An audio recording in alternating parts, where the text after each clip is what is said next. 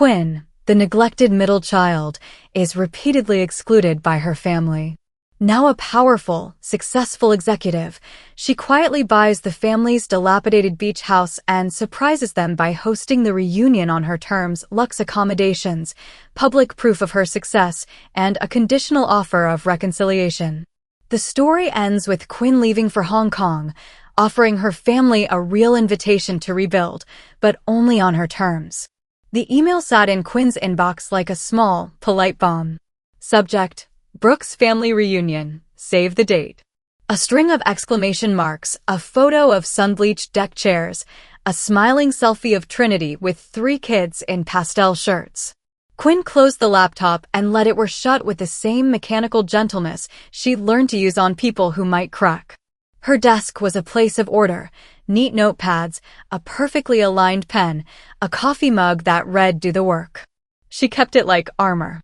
Remington's voice drifted over the cubicle wall, low and familiar. "You okay?" She smiled because that's what people expected. "Fine." Her voice landed like a coin in a slot, functional, not precious. Inside, a narrower voice uncoiled, the one that remembered a 12-year-old girl standing in the kitchen doorway while the others went to Dad's meeting on the deck. The one who'd been handed a wooden spoon and a book and told she would be helpful. At lunch, Savannah texted a photo, a childhood snapshot Quinn loved and hated, Quinn in the foreground clutching a library book, while behind her Trinity posed with the puppy and all the attention. Savannah's caption: "Same reunion, different season. You coming?" The white cursor blinked. Quinn typed, paused, and sent, "Maybe. Depends on whether they've booked extra chairs for ghosts." Her phone buzzed. "Mom." "Quinn dear, we need to talk about space." The voice behind the vowels was gentle and practiced. Quinn listened to the way the silence wrapped around Mom's words, a practiced cushion to the real sentence: "We don't have room." She pictured Trinity's kids on the deck, polite and patting perfectly placed pillows. She pictured herself, always the marginal note.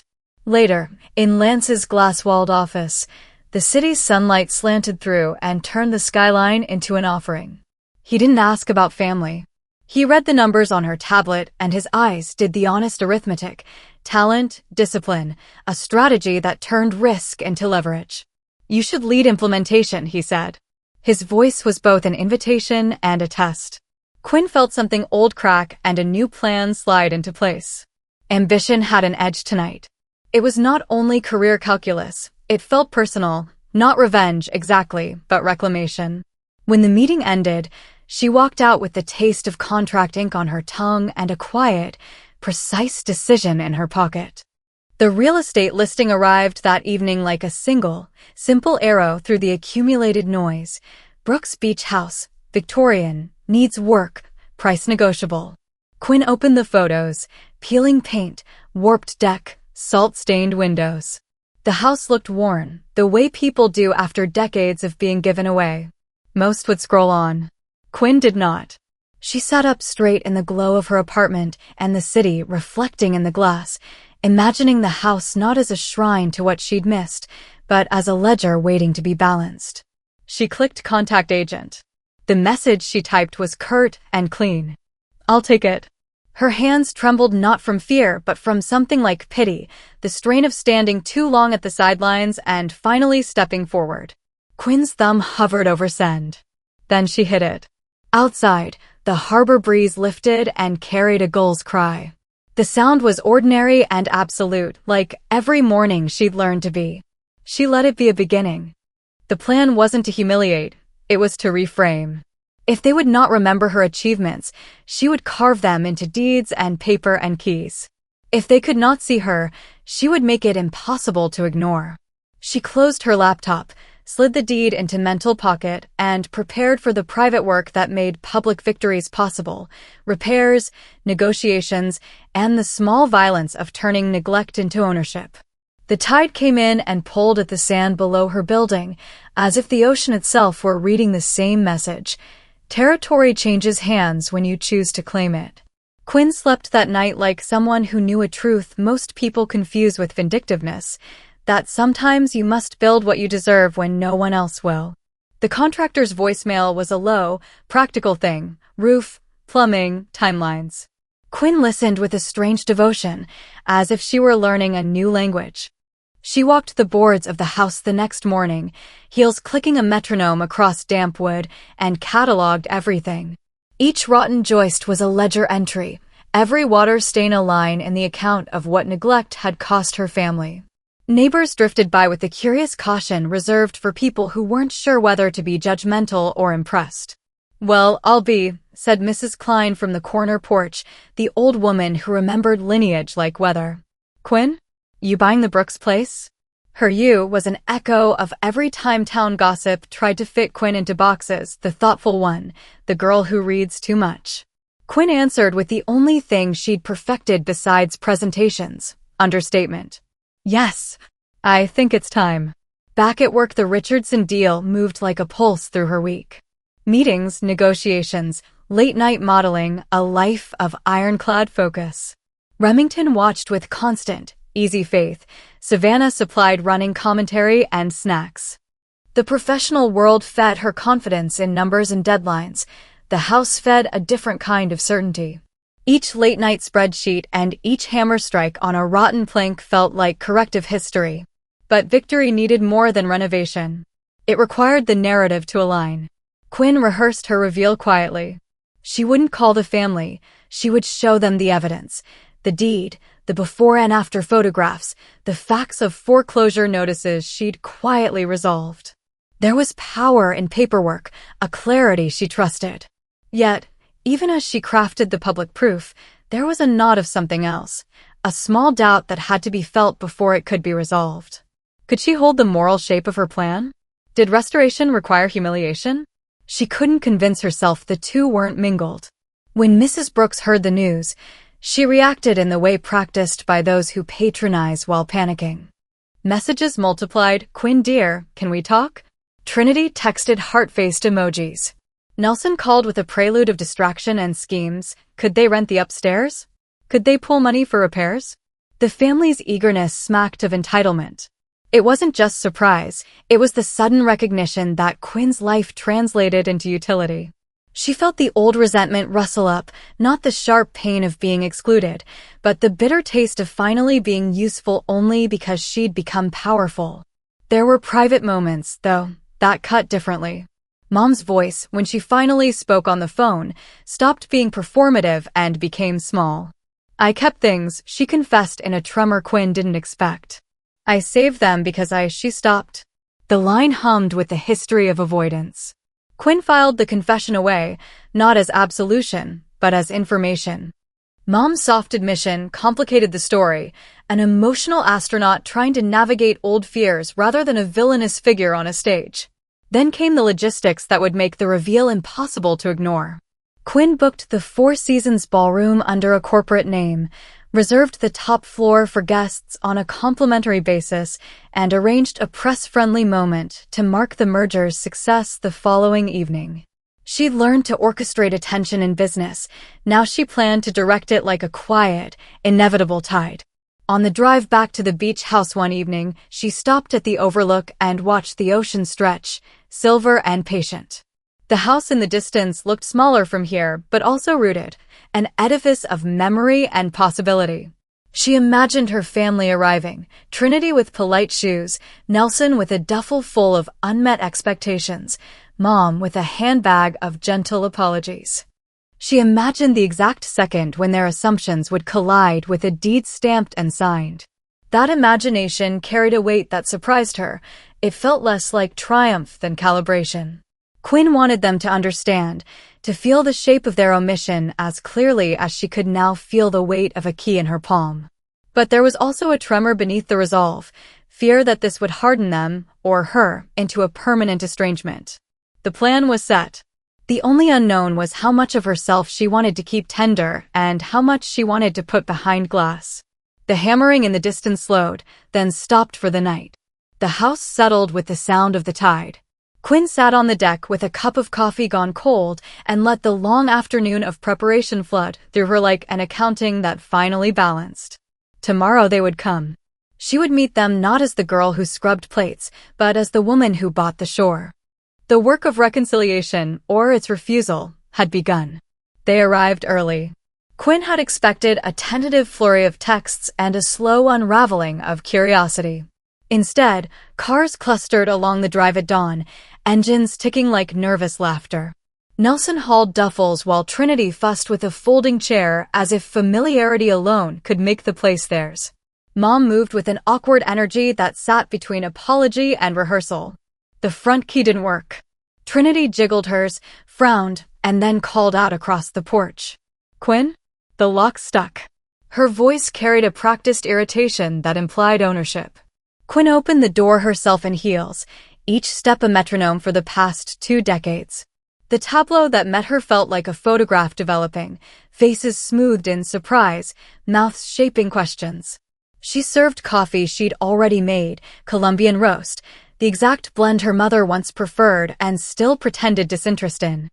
It was the smallest cruelty or kindness of the morning, to give them a taste of normality and watch them find it foreign. Trinity demanded explanations as if she had been appended. "This has to be a mistake," she said. "How could you afford?" Her breath made faithless lists. Nelson muttered about loans. Dad tried to steer for calm. Quinn produced documents. She unfurled the deed on the kitchen island and let it speak. The paper's thick fibers held silence like a held note. For the first time in years, they read her name in black ink and the room narrowed to their faces folding and refolding into recognition. She watched the slow collapse of their assumptions, that she was perpetually other, that success would remain abstract. The reveal landed like a physical object between them. A new, stranger beat occurred then. Dad's face changed, not with anger, not with triumph, but with a small grief that was almost tenderness. He reached out for a photograph on the counter, an old, sun-faded shot of all of them on the deck once. His fingers trembled, and the gesture was not about ownership but nostalgia. For a breath, Quinn saw him as someone who hadn't known how to hold. For a breath, she felt the isolation of leadership, the lonely place where you could be right and still wrong in the metric that mattered most: love. That afternoon's tension bent into a sharper fracture when Trinity and Nelson tried to bargain. Could they rent rooms? Pool funds for repairs? Could Quinn delay the Hong Kong announcement? Quinn listened while a simmer of rage attempted to rise. How convenient to suddenly be interested when the resource appeared. She kept her face even. "You can stay," she said. "But we do it differently." Their protests sounded like the rustle of old habits, entitlement dressed in panic. Quinn laid out the new terms: respectful use, scheduled maintenance, no assumption of automatic inclusion. If they wanted the house as tradition rather than commodity, they'd have to invest care, money, and real time. She was offering them a contract of commitment, not the seamless, sentimental forgiveness they assumed would be hers to give. Then Mom did something neither of them expected. She opened a small wooden box she'd taken out from her handbag. The box trembled in her hands like a confession. Inside, neatly stacked, were certificates, old newspaper clippings, a program from Quinn's MBA commencement. The cash was a tender, dishonest echo. Mom had kept evidence of Quinn's accomplishments all those years, yet had allowed them to be invisible to conversations, invitations, and pride. The revelation refracted things. Quinn's anger caught on a new edge, not malice, but the ache of being known only in secret. "Why didn't you say anything?" she asked, not with accusation only, but with a weary attempt to understand. Mom's reply was rawer than the rehearsed politeness she wore on calls. "I was afraid." Afraid of what Quinn's success would mean for the life Mom had chosen. Afraid of losing the narrative that held them whole. The confession didn't resolve the ledger. It complicated it. Quinn found herself at a crossroads. She could choose full-scale humiliation, the public, theatrical reveal she'd been assembling in the ballroom. Or she could allow this fissure of regret into the conversation and risk diminishing the moral clarity she'd been cultivating by law and ledger. The Hong Kong offer hummed in her pocket like a metronome, a career that would never stop, a place that required distance. The reunion pressed against her like a living mirror. That night, she took their offers, hospitality, polite bargaining, and let them sit unanswered. She stayed awake with the box of certificates laid before her like an accusation and a salve, proof that someone had been watching, somewhere between failure and fear. She realized the plan needed a different layer. A public mirror, yes, but also space for private reckoning. If she only shone a spotlight to scorch, she would win in the short term and lose something larger. If she softened, she might be walked over. The choice felt less like strategy and more like naming who she wanted to be. As the tide swept the shore and the house settled into the hush of evening, Quinn wrote 2 lists, one for the ballroom, one for the table where they now sat. Both required courage, but only one promised closure. She arranged the night like a careful line of dominoes. The ballroom booking was confirmed under a corporate alias. The media moment for the Richardson merger had been scheduled for the following evening. But tonight would be quieter, an intimate dinner on the house's newly repaired deck, just family, the ocean breathing near, the house lit in soft LED halos that replaced the old bulb's flicker. Quinn wanted them to feel welcome and displaced all at once, like stepping into a life you'd been told belonged to someone else. They ate under lanterns that pulled the faces into relief. Conversation orbited smallness, weather, the kids' schedules, a tentative attempt at normality. Every so often someone would glance at Quinn as if checking a map to make sure the coordinates of her success hadn't drifted. She let them speak. She let herself be patient. She wanted their words to matter before she punctured the moment with her public revelation. Mid-dinner, a subtle cue slid across the table. Remington's text, "Presses arrive for morning. Wall Street Journal run tomorrow." "You sure?" Quinn tapped back a single word, "Yes." The choice felt both vindictive and inevitable. She had rehearsed this for months. The press was not an accessory, but an instrument, a way for them to reconcile what had been privately known with what would now be unavoidable. Mom reached out across the table and touched Quinn's hand. The gesture was thin with apology. The words that followed were thinner still. "We didn't know." She whispered more to the ebbing sea than to Quinn. "We were scared. We thought you were different." There was a softness in Mom's eyes that unsettled Quinn. Up until now, Mom had been the well-trained curator of sorrow and distance. Here she was small and exposed. The first cascade of revelation arrived the next morning, but not in the way massaged media promised. It began quietly. Trinity's husband picked up a paper and his face unpeeled from bravado into something mortified. Then someone forwarded the digital Wall Street Journal link. The headline glowed on phones and tablets. Quinn Nelson, rising executive to lead Richardson Asia, innovative merger gains approval. Photos of Quinn at last night's budget-sparing dinner, her composed profile, sat next to graphs and bold projections. The family's privacy dissolved into public fact. For Quinn, this was not simply about applause. It was about the archival truth. The deed on the kitchen island had been private proof. The journal turned it into history. Drinks were dropped on digital screens. Hands trembled across linens. It was beautiful and brutal, the public recognition of a private life. Trinity reacted first with indignation that fermented into hurt. "You could have told us," she said, voice unsteady, clutching the paper like a code she'd lost. Nelson, who'd wanted to monetize his sister's asset, recoiled, flustered through his schemes. Dad looked at the headline and then over at Quinn, and for the first time in memory, he had no script. Quinn took them to the Four Seasons that evening, ostensibly for dinner. It was theater, and she was its director. Crystal chandeliers, a string quartet, servers who flowed like practiced currents. Her family sat pressed into their roles, uncomfortable, dressed by a concierge without ceremony, being tendered into luxury they never anticipated. As plates arrived, wagyu, delicate sauces, so did more invasive recognition, journalists' murmurs at nearby tables, the quiet opening of access to a woman who had been overlooked. Lance arrived and stood at Quinn's side at the balcony. He watched her with an engineer's calm. "You staged the ballroom reveal too," he observed. "Brutal." Quinn didn't disagree. "I needed them to feel the full truth," she said. "Not because I wanted them to choke on it, but because I needed them to see it in a context they could no longer ignore." The crescendo built when Remington, with a grin both wicked and protective, distributed morning editions showing Quinn's name in ink.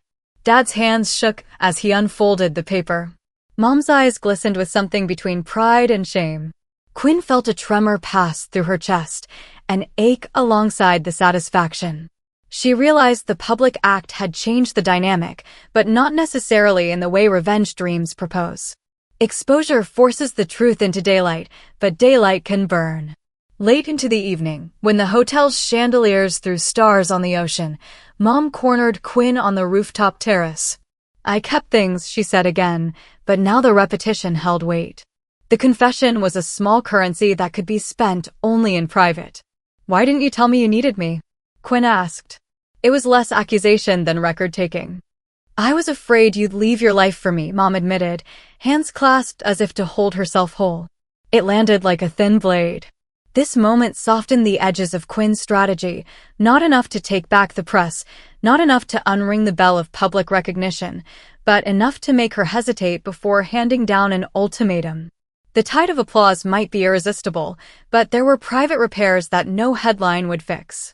Quinn found herself calculating a different merger, not of companies this time, but of expectations and truth. She had the power now, she also had an invitation to use it with care. And yet the clock toward Hong Kong clicked. The career train was scheduled. The reunion had become a crossroads: leave victorious and distant, or stay and try to rebuild with fragile hands. Both choices demanded courage, and for the first time in years Quinn felt the cost of both. The reunion dinner at the Four Seasons unfolded like an elegy to everything that had been kept and everything that had been left unsaid. The ballroom gleamed as if built to hold secrets. Crystal shingles tinkled under the weight of conversations that tried and failed to sound easy. Quinn sat at the head table. The ocean spread like a dark promise beyond the floor-to-ceiling windows. Her family clustered nearby, each face a map of history and recent humiliation. The climax unspooled quietly, not with melodramatic shouting, but with a sequence of unguarded truths. Remington rose mid-course and handed around copies of the morning papers, not to gloat, but to mark the moment. Faces shifted from denial to comprehension as headlines confirmed what the deed and the dinner had implied. Quinn's name was not an accident in the ledger of the city, but a major entry on the economy's map. The change in their posture was immediate and electric. Nelson's attempt at levity slipped into rawness. "So what now?" he asked, more need than bravado. Trinity's hand found his, a small entreaty. Mom's eyes were rimmed in red. She clutched a napkin like a confession. Dad's jaw had set into a new line, not anger so much as an old man's astonishment at what had been overlooked for decades. Quinn stood. The hush that followed was not orchestrated by her, but by the momentum of the room. It folded in. She could have spoken the contempt she felt, could have catalogued every omission, every birthday unseen, every polite half-smile. Instead, she chose a different currency: precision. "I bought the house because I love it," she said. The words landed with the economy of truth. "Not to punish you. I bought it because someone needed to save it." She let that sit, watching how the idea of preservation reframed their anger. "I could have let it rot, and then it would have been everyone's loss. I didn't want that." Mom's shoulders trembled. She began, then stopped, the sentence collapsing under the weight of late regret. "We kept things," she said again, and this time the repetition was a plea. Quinn unfolded the second move she'd prepared, the wrench that would either open a new way or slam a door. She told them about Hong Kong, not as a boast, but as a truth. The appointment letter had arrived. She would be leaving soon. The revelation struck like a bell. This was the real test. Would they fight for her presence or treat her absence like a prize? She slid a small stack of hotel reservations across the table, top-floor suites for the reunion week, each bearing her corporate imprimatur. "You're welcome to stay," she said. "You're welcome to be part of the reunion. But the house will be scheduled for restoration and careful maintenance. If you want to keep coming here, you'll have to earn the privilege by helping maintain it. Not because I want to penalize you, but because I am no longer willing to act as the safety net for neglect." The room inhaled. Trinity's face cracked into incredulous tears. Nelson muttered something about logistics. Dad's old, protective voice tried to mediate. "We can try." The offer was practical, a contract rather than absolution. Quinn's terms were not about power for power's sake. They demanded accountability. For the first time, her family had to look at the work that love required. Mom reached into her bag and handed Quinn the wooden box, the tangible residue of years of private pride. "We kept these," she said, "because we were scared." Quinn took the certificates and let them fall into her palm like small, fragile objects that had been both shield and regret. The gesture was a release and an acknowledgement. Then the conversation shifted to vulnerability. Trinity spoke haltingly about stepping away from an assumed path and trying to find a real one. Nelson admitted his pattern of quick schemes and slow responsibility and offered to contribute, not just in money but in labor and time. Dad apologized without theatricality, the kind that implied recognition more than absolution. Quinn listened. She'd built a public stage to ensure they could no longer ignore her, but she'd always wanted something else, not their groveling, but a real attempt to change. This was the moment she'd prepared for, not to gloat, but to open a doorway they could walk through if they chose to. As the course plates cleared and the quartet played an elegy turned hope, Quinn realized the cost of both choices. She could leave for Hong Kong and let the distance calcify the lesson. Or she could stay and put herself at the fragile center of a repair project that might fail. She felt the tug of the skyline and the tide at once. Her decision crystallized not in a speech, but in a simple instruction: we'll alternate reunions, this house 1 year, Hong Kong the next. There will be responsibilities attached. Passports, maintenance schedules, meetings. You either sign up or you don't. If this was revenge, it was a new species, restorative boundary setting masquerading as triumph. The family sat with that for a long moment, and then one by one they nodded, an imperfect, tentative chorus. It was not forgiveness, not yet. But it was a beginning that would demand work. Quinn felt the adrenaline mix with a softer current, relief laced with sadness. She had not broken them. She had forced an accounting. That, she understood, was sometimes the bravest kind of mercy. The morning she left for Hong Kong, the house looked smaller and larger at once. Smaller in that it no longer held the gravity of a myth. Larger because it had become a project, a responsibility, a place with edges that could be repaired. Savannah folded a sweater into the suitcase with theatrical care. Remington checked flight logistics one more time and recited the time zones like a prayer. Quinn moved through rooms that smelled now of fresh paint and lemon oil. She picked up the wooden box her mother had given, fingers tracing the nicked lid. Inside were certificates and faded clippings, relics of the life she'd been living quietly under the radar. She didn't feel triumphant holding them. She felt the weight of history and the small, sharp tenderness of recognition. Mom hovered in the doorway, hands clasped, eyes raw. "We know that this doesn't fix it," she said, the exhaustion of years in her voice. "We just want to try." The words had the brittle joy of a promise being made for the first time. Quinn could have asked for more, for the full-throttle contrition of a lifetime, but she had learned the hard arithmetic of people. Some things you could change, and some things you could only reorient. She walked them through the schedule she'd set, alternating reunions, mandatory upkeep shifts, a family meeting every quarter to review the house's condition and their contributions. She insisted on passports, on a willingness to step outside comfort. She wanted, primarily, to see effort. Dad swallowed and said, simply, "We'll come." Tristan's kids pressed hands flat to the window, marveling at the ocean as if they'd never seen it. Trinity stood a little straighter. There was a humility in her posture that felt like penance. Nelson reached out and gave Quinn a hesitant hug, a transaction of both apology and hope. It was imperfect, but it was human.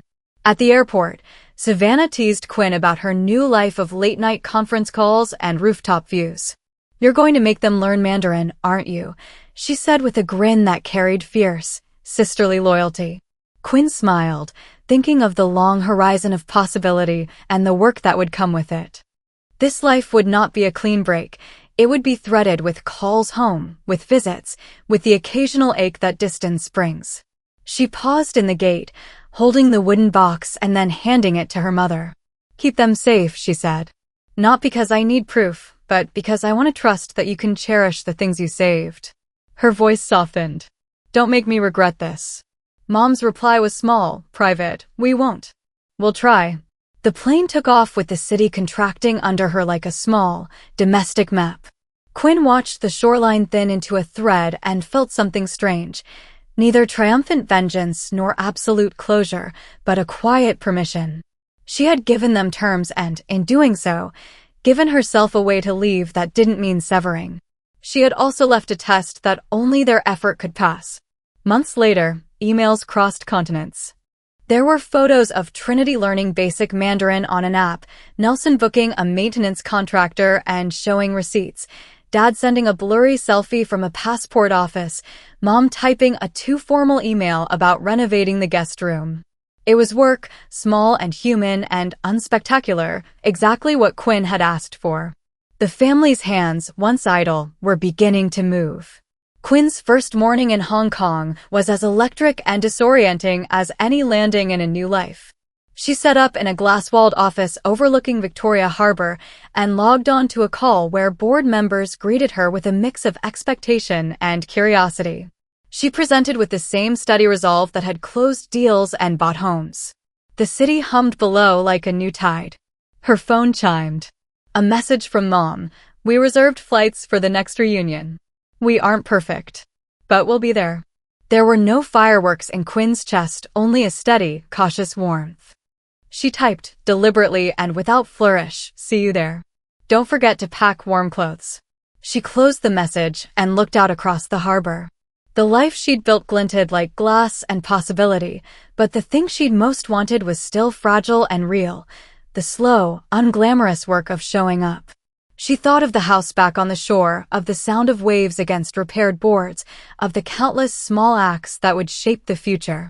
Quinn stood, smoothed her blazer, and stepped into the day. She knew that success could not buy love, but it could create conditions for it to be earned. She had made a place where they could try. For now, that was enough.